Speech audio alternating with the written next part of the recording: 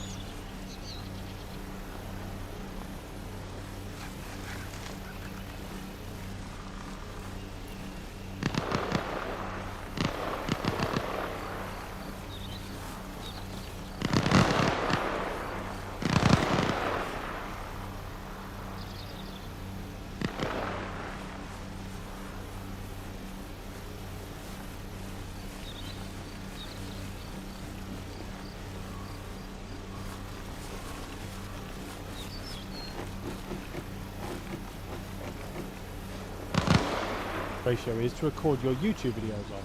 Do you record in 4K? Do you record in 1080? Do you go ultra wide? There's so many different videos out there telling you what the best aspect ratio is for YouTube videos, and ultimately it depends on what your goal is and what you're trying to achieve. Because if you want the squared off design and you want to watch all your videos on a TV, for example, and let's face it, most TVs now are big 60 or 50 inch smart TVs that have a squared off design, then 4K is going to be the best aspect ratio for you, because that is going to be 3840 times 2160, and that is going to fill the whole screen on an ultra wide TV. The downside to that is if you view it on a mobile phone, for example, then you get these massive black borders either side, and you only have a little square section that's watching it on a mobile phone.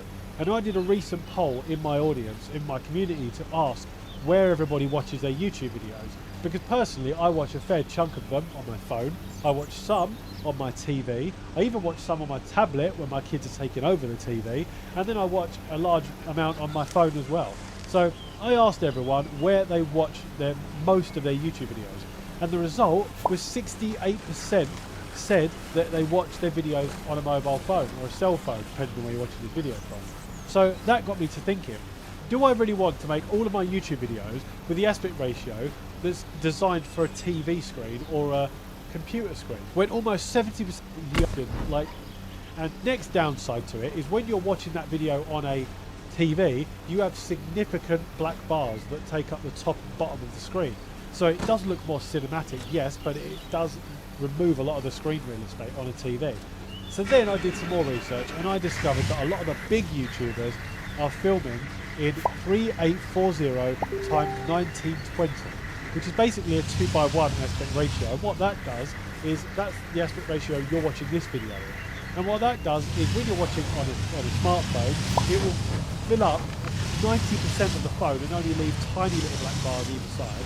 And then if you're watching it on a computer or a TV, it will just leave you little black bars at the top and bottom, so it gives it a little bit of a cinematic feel without compromising half of the screen real estate. And I think that is the perfect aspect ratio for YouTube.